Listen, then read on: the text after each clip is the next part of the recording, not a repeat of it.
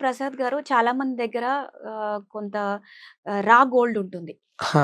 ఆ ఒక్కటి మీరు కొంటారా? లేదంటే ఆర్నమెంట్స్ మాత్రమే కొంటారా? సీ బేసికల్లీ అండి we deal with only ornaments అండి. హ్మ్. కస్టమర్ ఉన్న ఆర్నమెంట్సే కొంటాము. Imagine for suppose if he is having some biscuits or something like that.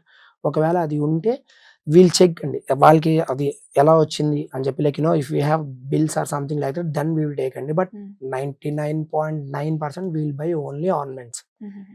There are few vendors wherein they will buy the gold biscuits as well. But మేమైతే we buy only ornaments అండి. Okay. Only మన ఇండియాలో ఉన్న బంగారమే కొంటూ ఉంటారా? లేదంటే కొంతమంది ఔట్ ఆఫ్ కంట్రీస్ నుంచి కూడా తెచ్చుకుంటూ ఉంటారు. సో, హ్మ్. అది కూడా మీరు కొనుక్కుంటూ ఉంటారా? కొంటామండి. హ్మ్. కొంటాం. See once if they are bringing it from outside they will have that bills కదండీ. హ్మ్. సో, ప్రాబ్లమ్ లేదు. Will buy. ఒకటేంటంటే అండి, ఔట్ ఆఫ్ కంట్రీస్ నుంచి వచ్చినట్టు ఈ మీకు కూడా తెలీదు. పర్సన్స్ కూడా తెలీదు. హాల్‌మార్క్ ఉంటే వి కెన్ సే అండి. ఇఫ్ హాల్‌మార్క్ లేదనుకోండి, హ్మ్. ఈ ఐటెమ్ చూసి ఇది ఔట్ ఆఫ్ కంట్రీ ఇండియానో మనం చెప్పలేం. హుహు. హాల్‌మార్క్ ఉంటే ఓకే. దిస్ ఈజ్ సింగపూర్ కా హాల్‌మార్క్. దిస్ ఈజ్ మలేషియా కా హాల్‌మార్క్ అని మనం చెప్పగలం. లేదంటే విల్ బై అండి.